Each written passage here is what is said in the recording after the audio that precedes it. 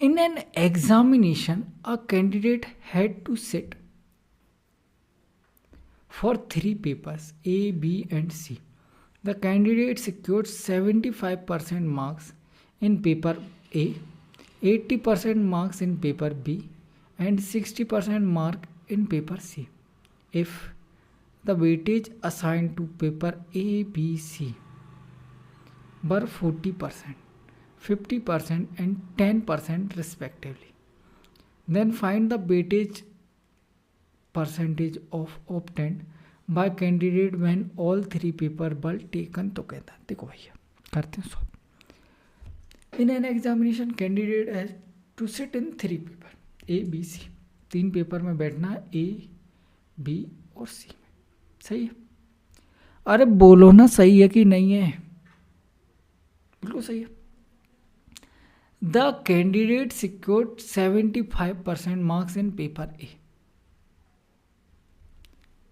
80% marks in paper B.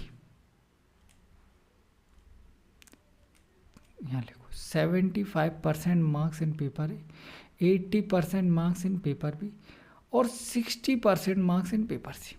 ठीक है. फिर बोल रखा है कि if the weightage assign to this paper, weightage ये है कितना 40%, 50% और 10%. तो आपसे पूछा है obtain the weightage percentage 3 paper taken together. तीनों को अगर टुगेदर लिया जाए तो वेटेज परसेंटेज बताना. तो देखो वेटेज का मतलब क्या है. आप बोलो सर ये तो मेरे को लग रहा है अगर इनको काट दिया जाए, रेशो ले लिया जाए, तो ये तो डेविएशन का क्वेश्चन है कि एक 4 है, बी 5 है, सी 1 है, उसको इतने मिले, इसको इतने मिले, इसको इतने मिले. आपको बताना है ओवरऑल कितना आ रहा है. ठीक है. 3 चीज़ें हैं, डेविएशन लगाते हैं. वैसे तो 80 से 60 के बीच में आंसर होना चाहिए. ऑप्शन 75 के आसपास दिख रहा है, 75 ही मान लेते हैं. क्या जा रहा है यहाँ से डेविएशन 0, यहाँ से प्लस का 5, यहाँ से माइनस का 15.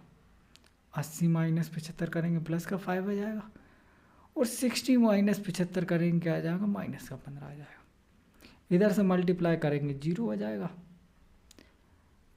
प्लस का 25, 5 इंटू 5 माइनस का 15.